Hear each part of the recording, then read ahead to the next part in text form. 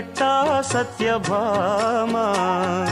బంగారు గిన్నెలోని పరువాల పాయసాలు నీకే ఉంచా నేను పోకిరి